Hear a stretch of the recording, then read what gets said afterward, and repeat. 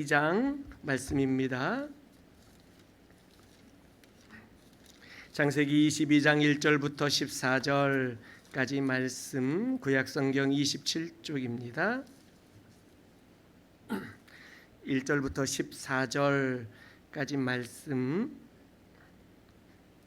한 목소리로 합독합니다. 창세기 22장 1절부터 14절까지입니다. 시작.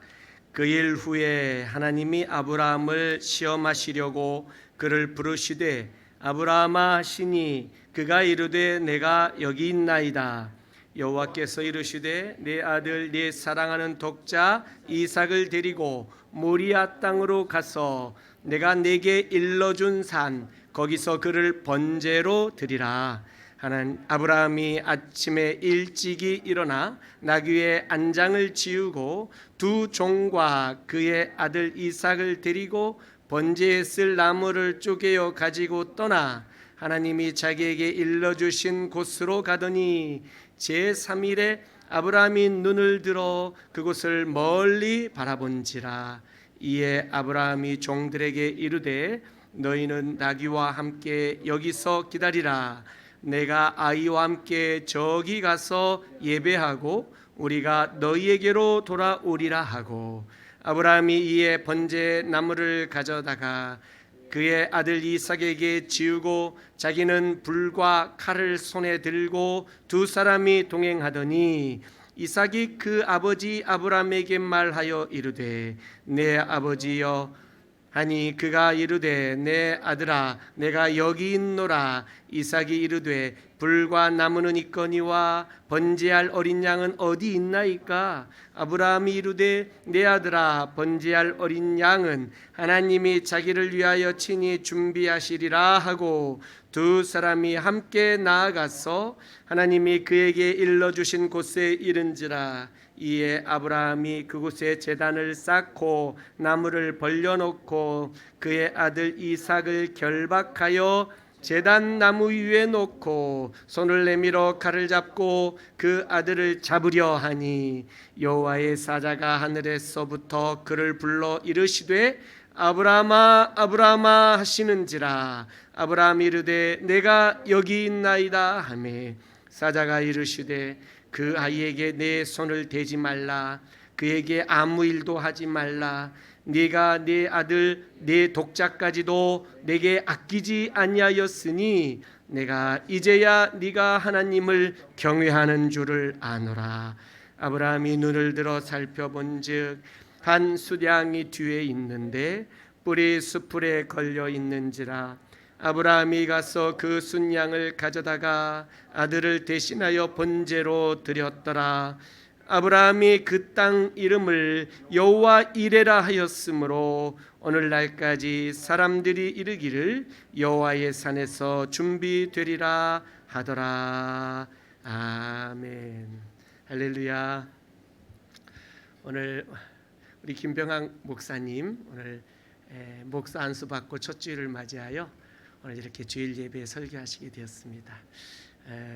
참으로 영광스러운 그런 우리 교회이고 또 영광스러운 우리 김병학 목사님의 앞으로의 펼쳐질 모든 목회 사역이 될 줄로 믿습니다. 얼마나 감사하고 얼마나 기쁜 일인지 모르겠습니다. 지난 화요일 노회 때 우리 노회 증경 노회장들과 제가 우리 김병학 목사님 머리 위에 손을 얹고 안수하여 목사로 세우고 그다음에 이제 성의를 입혀주는 시간이 있었어요. 가운. 근데 제가 이렇게 올리는데 제가 마침 돋보기를 쓰지 않고 있어서 이 지퍼를 못 끼우는 거예요. 그 순간에 우리 증경 노회장님들 동그랗게 다 서서 이제 제가 성의를 입혀 드려야 이제 악수 한 바퀴 돌고 이제 선포하고 임직패 받고 이제 끝나는 건데 이게 안 끼워지는 거예요.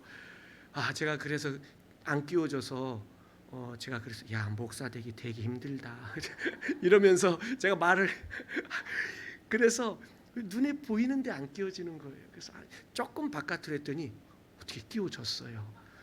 주여 그래서 야 이렇게 목사 되기 힘든 거구나 쭉 짚어 올려드리고 한번 꼭 끌어안아 드렸는데 얼마나 감사한지 모르겠습니다. 하나님이 세우셨으니 하나님의 선하신 계획을 따라 주께서 인도해 주실 줄로 믿습니다. 할렐루야. 오늘 우리 김병학 목사님 설교해 주시고 말씀 주실 때 우리 모두 큰 은혜 받기 원합니다. 제목은 막장과 모순 앞에서. 제목이 굉장히 강렬합니다.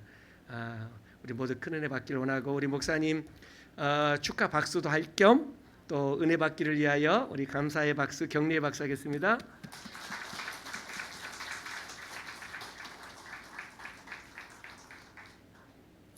감사합니다.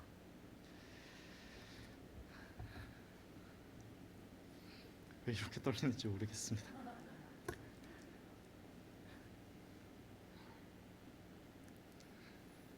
제가 태어나기 전에 개봉을 해서 지금까지도 계속해서 리메이크되고 속편이 나오고 있는 영화가 한 편 있습니다. 공룡이 살아 움직이는 쥬라기 공원이라는 영화입니다. 제가 찾아봤더니 93년도에 첫 개봉을 했더라고요. 저는 그때 태어나지도 않았는데 여기 계신 성도님들 중에 그때 분명히 영화관에서 앉아서 영화를 보신 성도님도 계셨으리라고 생각을 합니다. 제가 처음 이 영화를 보던 때가 기억이 굉장히 깊게 납니다. 비디오 가게에서 아버지가 비디오를 빌려오셔서 아버지를 따라서 봤던 기억이 있는데 이 영화에서 가장 기억에 남는 장면은 그 커다란 공룡들이 뛰어다니거나 아니면 위험 있는 그런 장면들이 아니라 주인공인 고고학자가 처음 등장하는 장면이었습니다. 사막 한복판에서 이 사람이 붓이랑 도구들을 들고 열심히 모래를 털어내면서 그 안에서 화석을 꺼내는 장면이 오히려 제게는 오래 기억에 남더라고요. 지금은 많이 늦었지만 그때는 그 장면을 보고 고고학자가 되고 싶다라는 꿈을 잠깐 꿔본 적도 있습니다. 제가 왜 굳이 이 영화 이야기를 꺼내냐 하면 영화 속의 그 고고학자처럼 하나님께서도 우리의 위에 얹은 먼지들과 잡다한 것들을 다 털어내시고 우리 안에 깊이 묻힌 믿음을 확인하실 때가 있기 때문입니다. 마치 귀한 화석을 꺼내시는 것처럼 하나님께서도 우리에게 이따금씩 붓을 들고 찾아오셔서 우리 안에 깊은 믿음을 가리우고 있는 다른 것들을 걷어내시고 믿음을 확인하실 때가 있습니다. 그때를 하나님이 우리를 시험하시는 때라고 성경은 이야기합니다. 본문은 우리에게 너무나 익숙한 이야기입니다. 읽으시면서 대충 무슨 이야기인지 기억이 나실 텐데요.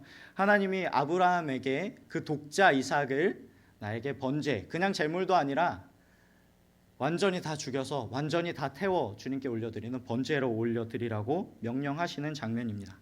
근데 1절을 보시면 하나님이 이와 같이 부담스럽고 무서운 명령을 왜 주고 계시는지가 잘 나와 있죠. 1절 한번 읽어보실까요? 앞으로 이야기가 왜 펼쳐지는지를 1절에서 잘 말하고 있습니다. 같이 읽겠습니다. 그 일 후에 하나님이 아브라함을 시험하시려고 그를 부르시되 아브라함아 하시니 그가 이르되 내가 여기 있나이다. 지금 하나님께서는 아브라함을 시험하시고 계십니다. 아브라함에게 붓을 들고 다가가셔서 너의 믿음이 지금 어떠한지 내가 다시 한번 확인해 보겠다 라고 아브라함 위에 얹힌 것들을 한번 재해 보시겠다는 것입니다. 야고보서 1장 13절을 보시면 하나님은 아무도 시험하지 않으신다고 합니다. 하나님은 누군가가 악에 빠져서 악한 일을 행하도록 그를 유혹하지 않으신다는 말이죠. 그러나 지금 본문과 같이 하나님이 신자에게, 하나님이 믿는 자에게 시험하신다는 장면이 가끔 성경에 나옵니다. 여기서 하나님의 시험은 그를 무너뜨리려는 시험이 아니라 그를 오히려 그의 믿음을 온전히 확인하고 그를 다시 한번 세우시려는 시험입니다. 이를 통해서 우리가 먼저 확실하게 해야 할 점이 있습니다. 지금 아브라함은 100살이 넘었고 평생 동안 믿음의 여정을 달려와서 하나님이 수십 년 전에 약속하신 그 약속의 증표인 이삭을 아브라함은 지금 두 손에 얻었습니다. 아브라함의 믿음의 여정이 거의 끝나간다고 생각할 때입니다. 아브라함이 이미 믿음이 완성에 이르렀다고 생각을 할 수도 있습니다. 그러나 하나님은 아직도 아브라함에게 그 믿음을 시험하신 것이죠.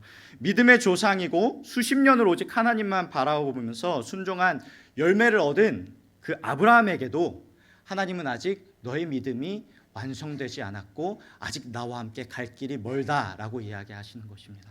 너의 신앙이 지금 다 끝난 것이 아니라 나와 함께 앞으로 달려갈 길이 많고 멈춰있는 신앙이 아니라 나와 함께 성장해야 한다라고 이야기하시는 것입니다. 아브라함에게도, 믿음의 조상에게도, 100살이 훌쩍 넘은 노인에게도 하나님께서는 나와 함께 가자라고 이야기하십니다. 내 나이가 다 차고 내가 어떤 특별한 직분을 받았다고, 내 앞에 이제 조금 안정된 것 같은 신앙의 열매들이 맺혀진다고, 내가 이제 내 신앙이 다 했구나, 이 정도면 되는구나, 신앙이 이제 안정권에 접어들었다라고 생각하는 것은 하나님의 입장에서는 어쩌면 큰 오산일 수 있다는 것이죠. 아브라함마저도 그 믿음이 더 자라야 하는 것입니다. 우리도 이런 은혜가 있기를 원합니다. 우리의 믿음을 끊임없이 되돌아보면서 내가 주님과 함께 더 자라야 할 나의 믿음이 있구나, 내 나이를 떠나서, 내 직분을 떠나서, 내가 어느 자리에 있든지를 떠나서 주님 앞에 나의 믿음이 아직 연약하고 주님 앞에 더 창대하게 나아갈 나의 길이 있구나 라는 것을 기억하는 모든 성도님들 되었으면 좋겠습니다. 우리는 아브라함이 이삭을 바치는 이 장면만은 성경에서 아주 똑 떼어가지고 시작부터 끝까지 여러 번 읊을 수 있을 정도로 잘 기억하고 있습니다. 근데 이 앞전부터 성경을 이어서 읽다 보면은 아브라함이 지금 처음으로 아들을 떠나보내는 하나님의 명령을 받은 게 아니라는 것을 알게 됩니다. 이 바로 앞전 21장에 아브라함은 이미 또 다른 아들 장남 이스마엘을 떠나보내라는 하나님의 명령에 순종한 적이 있습니다. 이스마엘이랑 하갈을 떠나보내면서 아브라함은 비록 육신적인 생각과 육신적인 선택으로 인해 태어난 아들이고 또한 그 아들을 낳은 여인이었지만 그 둘을 떠나보내면서 아브라함에게는 자신의 삶을 찢어내는, 자신의 존재의 한 부분을 온전히 도려내는 그런 고통과 고민이 있었을 것입니다. 생사를 모르는 광야로 이스마엘과 하갈을 떠나보낸 아브라함에게 하나님은 이삭마저도 바치라는 것입니다. 아브라함은 어쩌면 이스마엘을 떠나보내면서 그가 이 고통 가운데서도 하나님께 순종할 수 있었던 이유가 하나님이 평생 동안 아브라함을 연단하셨기 때문일 수도 있습니다. 그러나 아브라함은 말씀에 순종할 수 있었던 이유가 그 마음속에 이스마엘은 떠나보내더라도 나의 마음 가운데 또 다른 나의 아들, 이 모든 일을 가능하게 만드는 더 소중한 무엇, 이삭이 아직 내게 있기 때문에 이스마엘과 하갈은 떠나보낼 수 있다라고 생각했는지도 모릅니다. 하나님의 언약의 증표인 이삭이 있기 때문에 내가 다른 것들은 포기할 수 있다는 심정이었는지도 모르겠습니다. 그렇기 때문에 다른 소중한 것들은 하나님이 요구하시더라도 아브라함은 이삭이 있으니 다른 것들은 포기할 수 있었습니다. 그러나 그런 아브라함의 상태에 대해서 하나님은 날카롭게 진단하고 계십니다. 2절 한번 읽어보실까요? 2절에 하나님이 이삭을 어떻게 부르시는지 한번 잘 살펴봤으면 좋겠습니다. 읽습니다.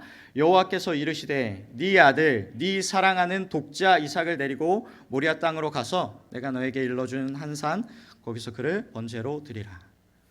하나님은 이삭에게 너의 아들이라는 그런 필요한 설명 말고 굳이 두 가지 수식어를 더 붙이고 계시죠. 무엇입니까?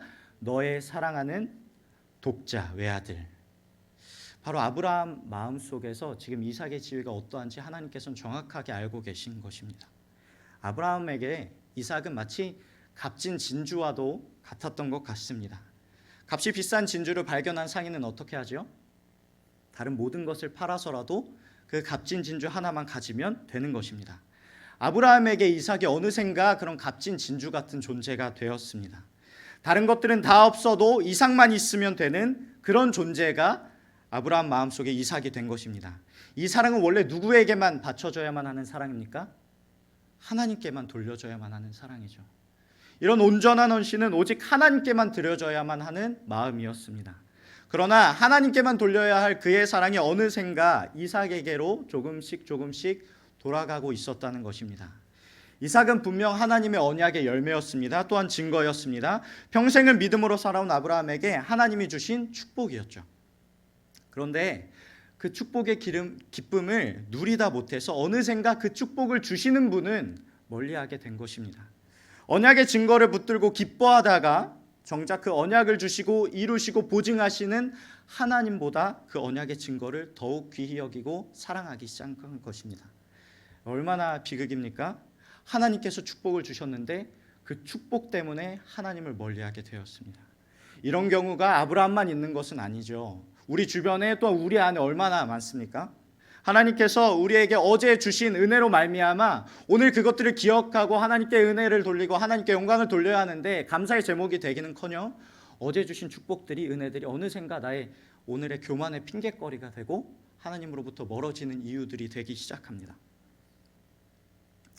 풍성해지니까 오히려 그것들을 의지하기 시작하는 것이죠. 가난했을 때에는 하나님을 더욱 따랐습니다. 의지할 것이 없을 때에는 하나님만을 의지했습니다. 그러나 정작 하나님이 나에게 풍성한 것들을 허락하시고 사랑을 부어주시고 은혜들을 내려주시자 그 하나님이 주신 것들을 의지하기 시작합니다. 그런 비극이 어느샌가 믿음의 조상이라는 아브라함에게도 나타나기 시작한 것입니다. 그렇기 때문에 하나님은 너무나도 잔인해 보이고 어쩌면 모순처럼 보이는 잔인한 명령을 주신 것입니다. 하나님의 약속, 이삭을 통해서 자손을 이어가시겠다고 약속하셨는데 그 이삭을 너의 손으로 직접 죽이라는 모순과도 같은 명령을 주신 것이죠. 아브라함은 확실히 했어야 했습니다. 언약을 주신 그분을 붙들어야만 했습니다. 그러나 어느샌가 하나님의 은혜만을 붙들었던 것이죠. 3절 한번 다 같이 읽어보겠습니다. 같이 읽습니다. 아브라함이 아침에 일찍이 일어나 나귀의 안장을 지우고 두 종과 그의 아들 이삭을 데리고 번제에 쓸 나무를 쪼개어 가지고 떠나 하나님이 자기에게 일러주신 곳으로 가더니, 이 말씀을 제가 묵상하면서 정말 이해가 되지 않는 대목이었습니다. 정말 이 자리에 계신 분들 중에 자녀를 가지고 계신 부모님들은 다 이 대목을 읽으면서 이해가 안 되실 것입니다. 자녀를 번제로 모리아에 있는 한 산에 가서 바치라는 하나님의 명령이 떨어졌는데 그 다음 날 아브라함의 행동은 새벽부터 시작합니다. 아침 일찍이 일어나 이삭을 데리고 길을 떠나기 시작합니다. 그래서 제가 어떤 심정일까 하고 저희 부모님과 하부루타를 한번 해봤습니다. 어떤 심정이었을까요, 과연?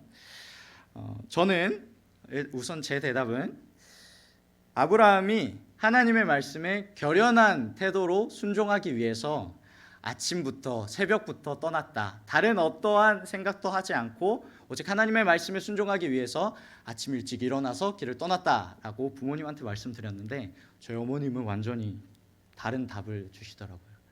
아니, 잠을 잔 게 아니라 밤을 새고 아침 일찍 일어난 거라고 이야기하시더라고요. 제가 아직 자녀가 없어서 부모님들의 사랑을 잘 모르는 것 같습니다. 어느 아버지가 아들을 죽여 바치는 그 명령에 새벽부터 일어나서 일찍부터 그 길을 떠날 수 있습니까? 그러나 아브라함은 지금 이른 아침부터 일어나 이삭을 데리고 모리아의 그 어느 산, 이삭이 죽어야 할 그곳으로 일찌감치 떠나기 시작했다는 것입니다. 아브라함도 분명 생각했고 고민했을 것입니다. 하나님은 이 모든 것을 주셨다가 한 번에 뺏어버리시는 그런 변덕스러운 분이신가? 분명 하나님의 약속인데 그 약속을 직접 파기해 버리시라는 그런 믿을 수 없는 분이신가? 라는 고민, 걱정, 더 나아가서 하나님을 향한 분노와 불만마저도 아마 들지 않았을까 생각을 합니다. 내 사랑하는 아들 이삭을 진짜 죽여야 하는 것인가 하는 번민마저도 들었겠죠. 고통과 고민이 함께하는 시간이었을 것입니다. 그러나 아브라함이 이렇게 고민이 많고 걱정이 많고 질문이 많이 들더라도 아브라함이 절대 저버리지 못하는 한 가지 사실이 있었습니다. 하나님은 신실하시다는 것이죠. 아브라함의 전 일생은 하나님과 아브라함의 그 약속의 자리에서 아브라함이 언제나 돌아서고 신실치 못하고 도망치는 삶의 연속이었습니다.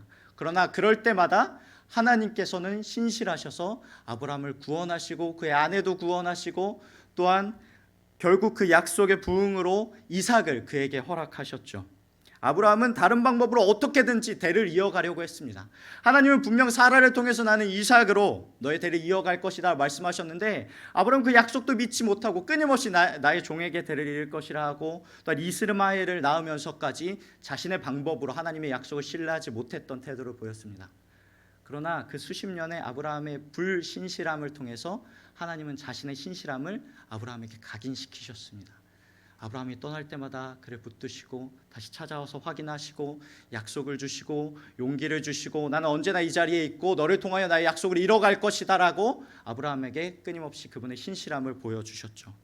그래서 아브라함이 다른 모든 것들은 다 의심할 수 있고 다른 모든 것들은 다 헷갈릴 수 있어도 하나님이 그 약속과 그분의 말씀에 신실하시다는 것은 그의 온 생에 걸쳐서 그에게 각인되어 있기 때문에 절대 헷갈릴 수 없었습니다. 여러분, 오랜 세월 누군가의 삶을 알아오고 그와 함께하면서 그분의 인격을 온전히 알 수 있는 친구가 여러분에게 혹시 있으신가요? 혹은 여러분의 주변에 가장 가까운 그리고 온전히 신뢰할 수 있는 그런 사람이 있으신가요?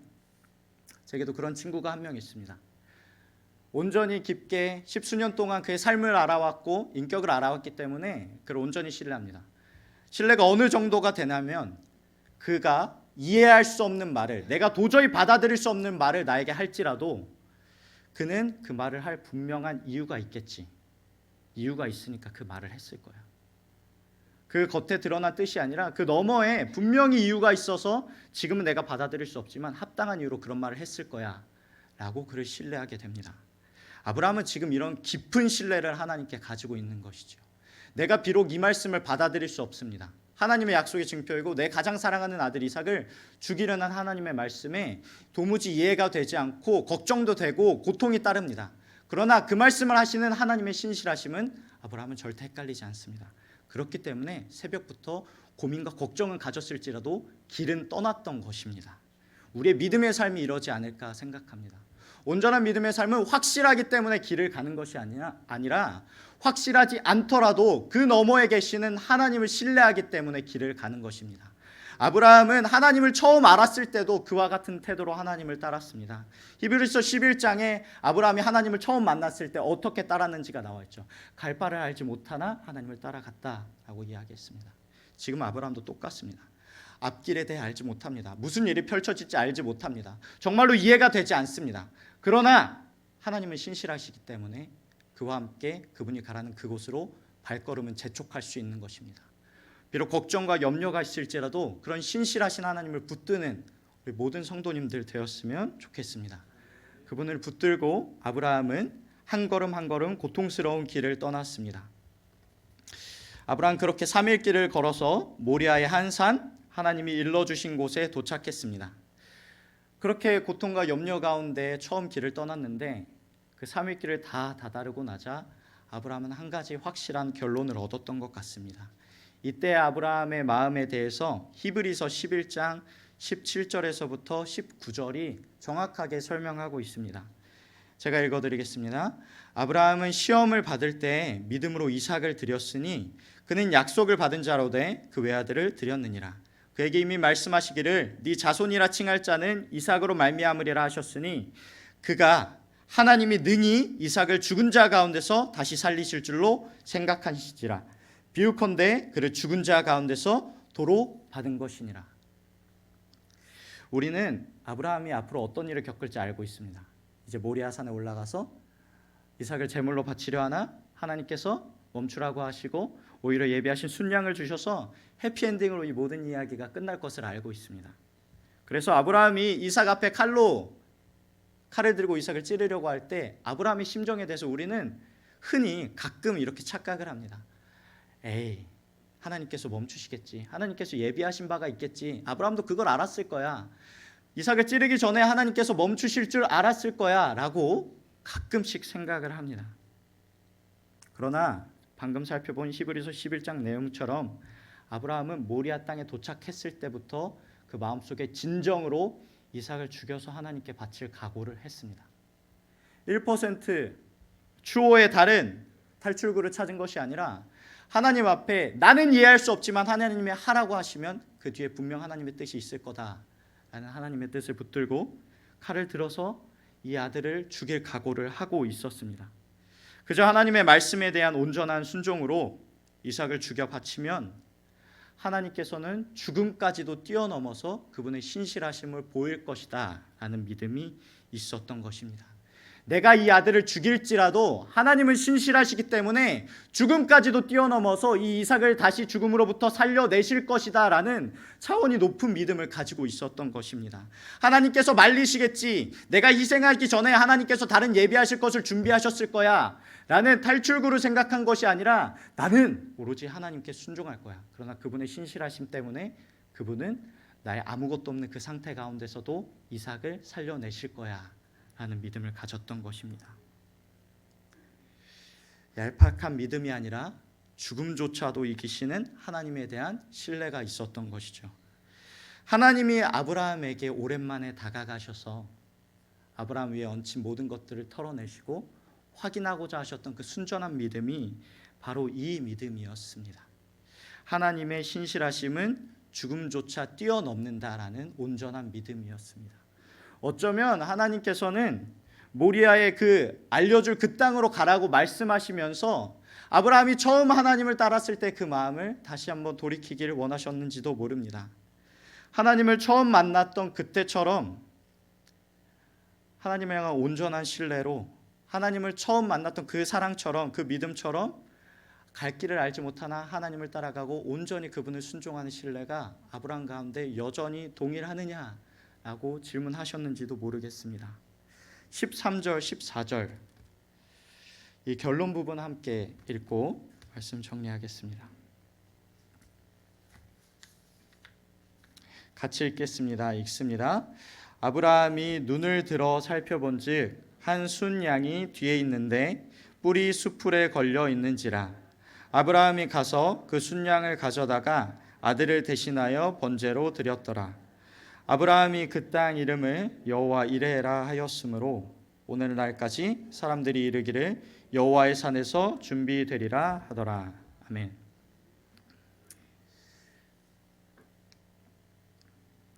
이삭을 진정으로 죽여 바치려 했던 아브라함은 자신을 멈추신 하나님이 또한 이삭 대신에 또 다른 하나님의 제물 순양을 준비하셨음을 깨닫고 여호와 이레라고 그 땅을 부르기 시작했습니다. 우리는 이 여호와 이레 하나님이 준비하시리라 라는 이 아브라함의 믿음의 말을 너무나 가볍게 생각하고는 합니다. 그에게 있어서 여호와 이레는 나의 소중한 것을 하나님께서 예비하시고 지켜주실 거야. 나의 소중한 것을 포기하지 않더라도 하나님 모든 것을 온전하게 지켜주시도록 하나님께서는 모든 것을 예비하실 거야 라는 그런 얄팍한 고백이 아니었습니다. 오히려 반대로 아브라함에게 있어서 여호와 이레는 나의 가장 소중한 것을 하나님께 드리고 내게는 아무것도 없을지라도 그분은 나의 길을 예비하고 계실 거야. 지금 내게 가장 소중한 이삭을 죽여 바치더라도 하나님은 아무것도 없는 그 상태에서 죽음으로부터 그를 살리셔서라도 그 뒤에 신실하신 하나님의 약속을 이어가실 거야 라는 고백이었습니다. 내게 남은 것이 죄밖에 없고 죽음밖에 없을지라도 하나님께서는 죽음을 뛰어넘어 나와 함께 하실 거야 라는 고백이 여호와 이레인 것입니다. 그래서 우리는 여호와 이레를 생각하면서 가볍게 생각해서는 안 됩니다. 나의 길 주님께서 인도하실 거야. 나를 창대하게 하실 거야. 아브라함과 같이 나의 길을 예비하고 계실 거야 라는 그런 얄팍한 고백이 아니라 아브라함이 그 모리아산 앞에서 진정 이삭을 칼로 찔러서 나의 소중한 것을 주님 앞에 드렸던 그 각오 뒤에 하나님께서 그 길을 예비하셨던 것처럼 우리는 나의 가장 소중한 것마저 하나님께 드리는 오롯이 하나님을 신뢰했던 그 아브라함의 신뢰 뒤에 하나님께서는 그를 향한 계획이 있으셨다라는 고백이 이 여호와 이레 뒤에 펼쳐져야 하는 것입니다. 그래서 여호와 이레는 내 것을 포기하기 전에 드리는 고백이 아닙니다. 내 것을 포기하고 주님을 좇는 자만이 할 수 있는 고백입니다. 나의 선을 넘어서 내가 기존까지 측정하고 내가 기존까지 하나님 앞에 허락했던 그 모든 것을 넘어서 나의 모든 것을 드리는 자만이 주님 앞에 진정으로 드릴 수 있는 고백이 여호와 이레의 고백입니다. 주님께서는 이것을 드리더라도 내가 아무것도 없더라도 그 뒤에 나의 길을 예비하고 계실 거야 하는 순전한 고백이 여호와 이레의 고백인 것입니다. 여러분, 우리가 하나님이 다시 한번 확인하신 이 아브라함의 여호와 이레의 고백, 하나님의 신실하심만을 붙드는, 비록 지금 내게 상황은 이해할 수 없고 하나님의 말씀은 상충되는 것 같지만 온전히 하나님의 신실하심만을 붙들며 나의 모든 것을 내어놓더라도 그분의 신실하심만을 붙들며 나아갔던 아브라함의 이 고백을 우리가 다시 한번 기억하고 주님 앞에 나아가는 우리 모든 성도님들 되었으면 좋겠습니다. 우리 함께 찬양하고 제목 두고 함께 기도하시겠습니다.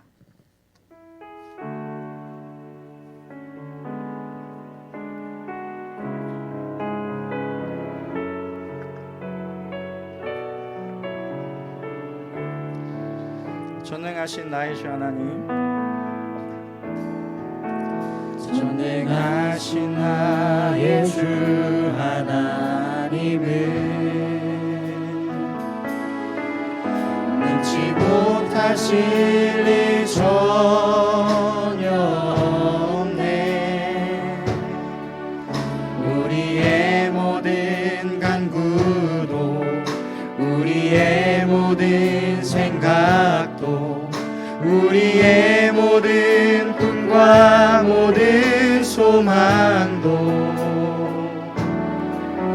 진실하신 나의 주 하나님은 우리의 모든 괴로움 바꿀 수 있네. 불가능한 일 행하시고 죽은 자를 일으키시니 그를 이길 자 아무도 없네. 주의 말씀 의지하여 깊은 곳에 금을 던져 오늘 그가 놀라운 일을 이루시는 것 보라. 주의 말씀 의지하여 믿음으로 금을 던져 믿는 자에게 늙지 못함. 주의 말씀 의지하여 주의 말씀 의지하여 깊은 곳에 금을 던져 오늘 그가 놀라운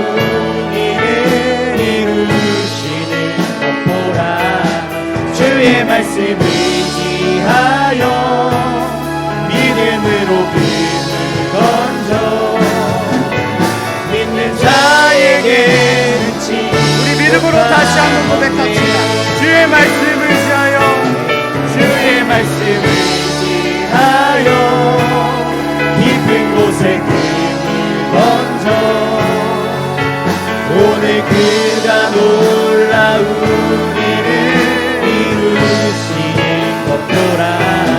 주의 말씀 의지하여 믿음으로 금을 던져 믿는 자에게 능치 못함 없네.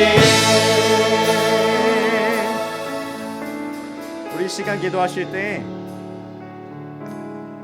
내가 주님 앞에 혹시 나의 직분이나 나의 나이 때문에 안주하고 있는 것이 있습니까?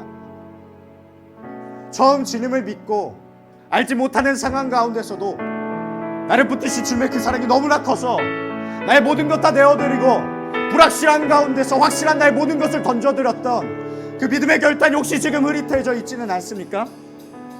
그것도 주님께서 주신 축복 때문에 오히려 주님으로부터 멀어져 있지는 않습니까?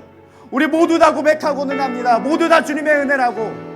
그러나 그 모든 것 때문에 오히려 다른 것들에 의지하고 그 모든 것을 주신 처음 나를 사랑하여 주신 그분을 향한 사랑과 마음은 잊어버리지 않았습니까? 우리 시간 다시 한 번 더 그 마음을 떠올렸으면 좋겠습니다. 주님을 처음 따랐던 그 마음, 주님을 향한 첫사랑, 나의 첫 믿음의 결단들을 다시 한번 기억했으면 좋겠습니다. 아버지 주여, 주님께서는 붓으로 나의 위에 얹혀져 있던 다른 모든 잡다한 것을 지워내시고 다시 한번 주를 향한 마음을 다시 한번 확인하게 하십니다. 아버지, 확실하지 않았을 때 주를 따랐던 주의 사랑이 너무나 커서 내가 다른 것들은 보지 못하고 오직 주님만을 따라가겠다고 결단했던 그 사랑을 내가 다시 한번 기억하게 하여 주시옵소서.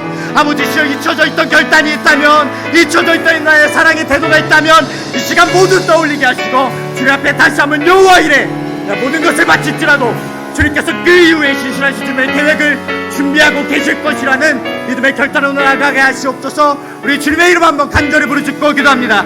기도하시겠습니다. 주여, 아버지 주여 기억하게 하여 주시옵소서. 아버지 쉽게 잊어버리는 세월 가운데 쉽게 잊혀져 나가는 아버지 주를 향한 첫사랑 주여 귀한 그 사랑을 다시 한번 기억하게 하여 주시옵소서. 할 바를 알지 못할지라도 아버지 나를 건져주신 주님의 그 사랑이 너무나 커서 아버지 내게 아무것도 없을지라도 아버지 내게 자식이 없고 나의 소중한 것들이 없을지라도 주님만을 따르겠다고 고백했던 그 사랑이 지금 혹시 희미해져 있다면 아버지 성령께서 이 시간 찾아와 우리의 고민과 우리의 생각들을 깨뜨리시고 주님을 향한 뜨거운 사랑을 기억하게 하시옵소서. 주를 향한 첫 각오를 기억하게 하시옵소서. 아버지 주여 주님께서 건져내시사 주님께서 걷어내시사 아버지 주여 주를 향한 정말 걸음을 기억하게 하시옵소서. 그리하여 다른 고민이 있을지라도 걱정이 있고 고통이 있을지라도 주를 따랐던 그 발걸음만을 주저하지 않았던 내가 새벽부터 일어나 짐을 싸고 주님을 따랐던 그 믿음의 결단과 발걸음을 내가 다시 한번 기억하게 하여 주시옵소서.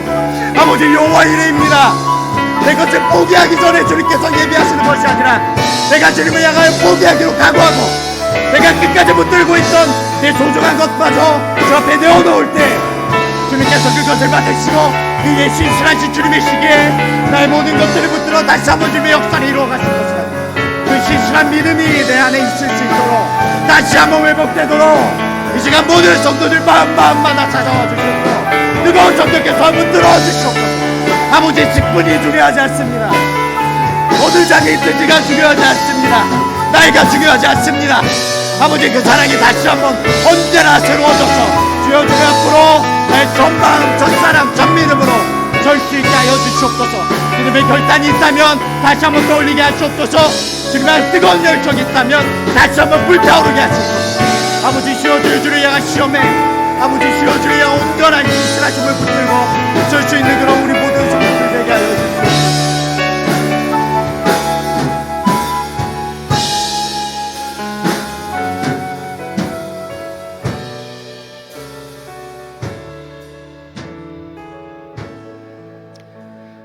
전능하신 하나님, 우리의 모든 삶을 하나님께서 붙드시고 인도해 주시오니 감사를 드립니다. 갈 바를 알지 못할 우리 인생 가운데에 삶의 인도자가 되어 주셔서 감사를 드립니다. 선하신 뜻을 따라 연단도 하시고 고난도 주시고 우리를 더 영적으로 성숙하게 하시기 위하여 때로는 시험도 하시며 우리를 다루시고 우리를 인도하여 주시오니 또한 감사를 드립니다. 하나님, 오늘 말씀 들으면서 은혜 받게 해주시오니 감사합니다. 사랑하는 독자 이삭이라도 하나님 앞에 드릴 것을 바칠 것을 말씀하시며 내가 이제서야 네가 여호와 경외하는 줄 알았도다 말씀하시는 주님, 우리 인생에 무엇을 원하시나이까? 여호와 이레의 하나님, 우리의 모든 것을 예비하시고 인도하여 주시는 하나님, 우리 인생에도 하나님의 예비하심이 있기를 간절히 기도합니다. 여호와 이레의 하나님을 삶 속에 경험하며 살게 하여 주시옵소서. 그러나 사랑하는 독자 이삭까지도 바칠 수 있는 믿음을 우리에게 먼저 허락하여 주옵시고 우리의 불신실하심 앞에 영원히 변하지 않는 신실하신 하나님만을 붙들고 의지할 수 있도록 주여 도와주시옵소서. 우리 오늘 김병학 목사님 하나님의 은혜 가운데서 성령으로 기름 부어 목사로 임직케 하여 주시오니 감사를 드립니다. 오늘 첫 주일을 맞이하여 하나님 이렇게 말씀을 전하고 같이 예배할 수 있게 해주셨사오니 감사합니다. 그의 인생을 동행하여 주시고 앞으로 군목으로서 일선 군에서 우리 장병들에게 하나님의 말씀을 전하고 그들을 선하신 주의 길로 인도하고 세례하여 하나님 그들을 하나님의 자녀들로 세울 수 있는 일에 귀하게 써 주시옵소서. 감사합니다. 오늘도 은혜 받게 해주셨사오니 감사하며 이 시간 예물 드리기 원하오니 주여 우리 드린 예물을 기쁘게 흠양하여 주옵소서. 예수님 이름으로 기도하옵나이다.